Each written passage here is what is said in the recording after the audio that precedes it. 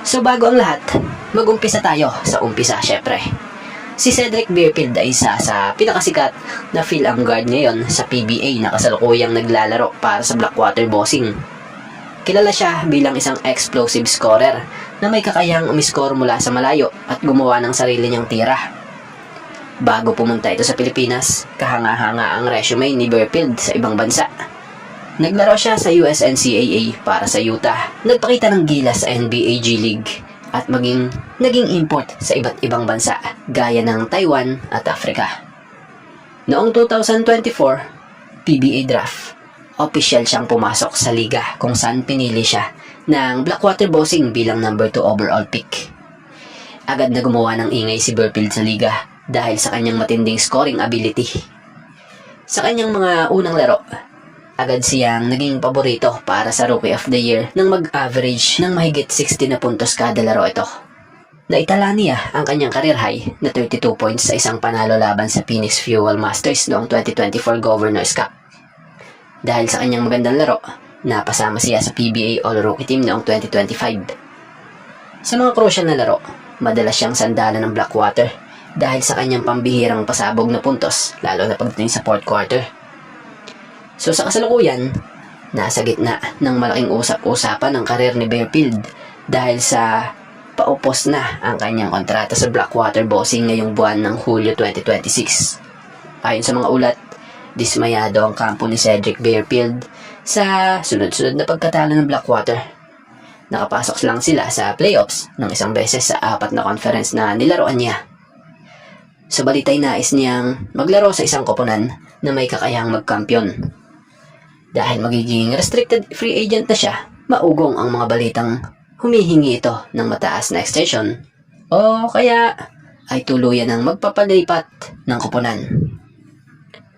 So kamakailan nga lang ay naiugnay ang kanyang pangalan para sa team ng Barangay Ginebra, kung saan may mga rumors na Beerfield to Ginebra.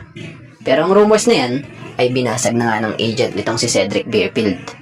So batay nga sa nabasa nating naging update ng fast break dito, credit po batay sa naging pahayag ng agent ni Beerfield, may 3 nga umano raw na PBA teams na nagpahayag ng pagka-interest dito kay Cedric Beerfield at ang Ginebra nga raw ay hindi kabilang rito. So yun, sa mga umaasa na kukunin ng Ginebra si Beerfield, malinaw na walang ganon. Batay po sa nasabing agent, sorry, Ginebra is not part of the interested teams. Alalahanin raw na ang Ginebra ay nanalo ng kampyonato. No need to alter a winning formula nga raw.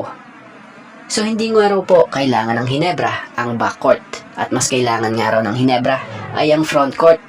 So big man ang kailangan ng Ginebra at hindi guard dahil malakas umano raw ang guard rotation ng jeans.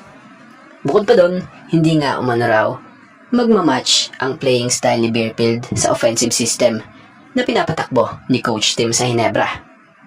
So sa madaling salita, hindi nga po umano raw ito fit si Cedric Beerfield sa triangle system nitong si Coach Tim Cone. So sa mga nagpapakalat ng trade rumors kay Cedric Beerfield na mapupunta ito sa Ginebra, ito nga po ang kasagutan. No Beerfield sa Ginebra. So yun nga po ang malinaw at nilinaw. So ano masasabi at opinion nyo rito? So nagpasalamat na nga po itong si Evan Nele sa Phoenix Super LPG Fuel Masters matapos ang ilang panahon din niyang pamamalagi sa koponan.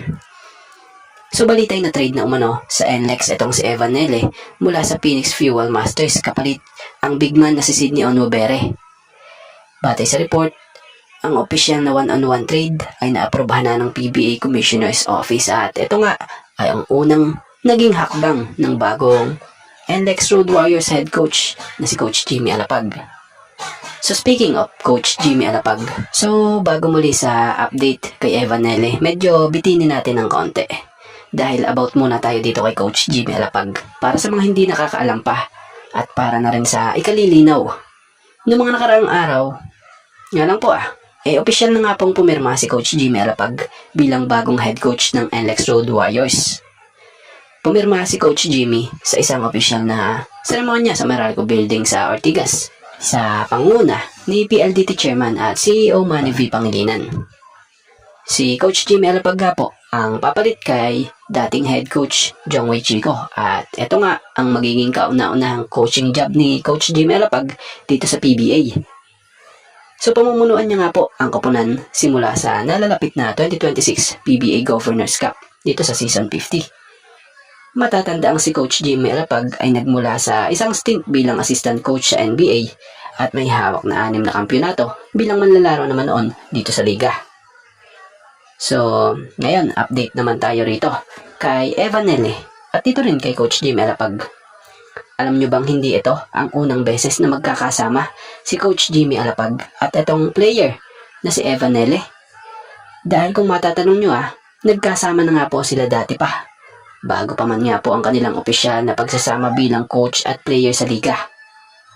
Personal noong nag-ensayo si Evan Nele sa ilalim ni Coach Jimmy Alapag sa Sacramento, California noong 2024, bago siya sumabak nga po noon sa PBA Rookie Draft. So kasalukuyan na nga pong 2026 ngayon, opisyal na nga po silang magkasama sa isang koponan matapos mapabalitang naaprubahan na ng PBA ang one-on-one trade na naglipat kay Nelly mula sa Phoenix Fuel Masters patungong NLEX Road Warriors upang maglaro sa ilalim ni head coach Jimmy Alapag. So di na rin tayo magtataka kung bakit kinuha ito ni Coach Jimmy. Dahil for sure, nakitaan ito noon nitong si Coach Jimmy ng malaking potensyal. Dahil kung tutuusin may galaw si Evan Nele na mala Jimmy Alapag. Para sa opinion natin, gaya ng pagiging sharpshooter behind the arc. Kung makikita natin noon si Coach Jimmy Alapag kung gaano kagaling sa kanyang mga pagtira sa malalayo, siya nga rin pong may ganyang nananalaytay na kakayahan si Evan Nele. At tinandaan pa doon bilang guard si Nele, marami siyang matututunan pang karagdagan sa kilalang isa sa superstar guard ng PBA noon at ngayon coach na si Coach Jimmy Alapag. So about kay Evan Nele, kagandahan sa kanya nga po yung talino niya sa basketball, posibleng pangunahin niya talagang maitulong sa NLEX. Una ay yung maaasahang facilitator ito o playmaker na kayang mag-organize ng opensa at magbigay ng matalinong pagpasa para sa mga scorers pa ng NLEX. Maaari nga rin po siyang magsilbing floor general na magpapadali sa daloy ng laro nila sa pamamagitan ng kanyang experience. Dagdag pa nga nito or bonus na rito, yung kakayahan niya nga pong magpakawala ng mga tira mula sa labas. Yun nga, yung kanina nating tinutukoy pag nga siya'y mabibigyan ng tsansa.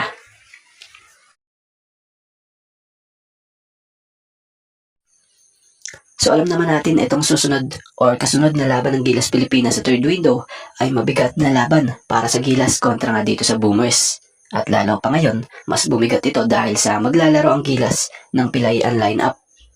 So ang Boomers ay kilalang powerhouse team na binubuo ng ilang veteranong manlalaro gaya ng mga sumabak sa NBL at kasama na rin nila o nitong Boomers ang kanilang bagong-bagong naturalized na scorer na si Bryce Cotton. Tapos kakagaling lang nila sa napakalaking panalo pa kontra Guam. So layunin ng Gilas Pilipinas sa larong ito versus Australia ay para makabawi din sa kanilang nakaraang pagkatalo at makakolekta ng importanteng puntos para sa pagpapatuloy ng torneo. Lilinawin natin nakakwalify na nga po ang parehong teams para sa susunod na round. Kaya ang laban na ito ay magsisilbing pangwakas na posisyon sa grupo, pagdadala ng record at pag-agat na rin ang moral. Ito nga ang huling yugto sa Group A kung saan mahalaga para sa Pilipinas na patibayin ang kanilang kartada. Ang mga panalo at talo ay dadalhin sa susunod na round. Ang bawat panalo, lalo na laban sa malalakas na koponan, kung loloobin gaya ng Australian Boomers, magsisilbing magandang buffer o bentahe ito para sa Pilipinas pagdating sa mga susunod na laban. Ito ay mahalagang pagsubok para sa mga young boys at bagong miyembro ng koponan upang patunayan ang kanilang kakayahan laban sa world number 6, kung di tayo nagkakamali, correct me if I'm wrong, na Australian Boomers. Lalo na't sila ay nanggaling sa dikdikang overtime na talo kontra versus New Zealand All Blacks.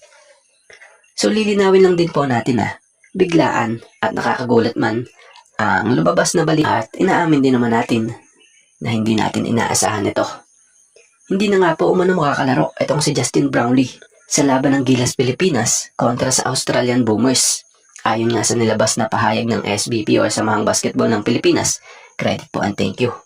Ipinagbigay alam nila At klinaro ang sitwasyon ngayon ng Gilas at ni Justin Brownlee, kung saan napabalitang in-rolled out na nga po si Justin Brownlee dahil sa serye ng mga tinamang injury sa kanyang kanang binti. Yung right hamstring strain at peroneal tendinopathy, yung pamamaga at cartilage deflex sa kanyang kaliwang tuhod. Ang mga ito ay nakitang nagpahirap sa kanya sa nakaraang double overtime na laban ng Gilas versus New Zealand.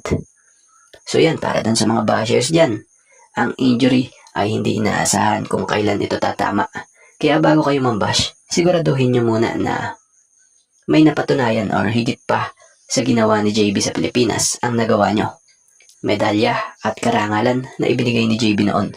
Kung gaano natin siya sinuportahan noon nung natutulungan niya pa ang Gilas Pilipinas, ganon din sana sa tulad sa ganitong hindi inaasahang sitwasyon niya, kung saan yung iba sa halip na ipag-pray na lang, ay lalaitin pa. So respect po sana at syempre patuloy na pagsuporta, lalo na rin sa Gilas Pilipinas sa mga laban nila.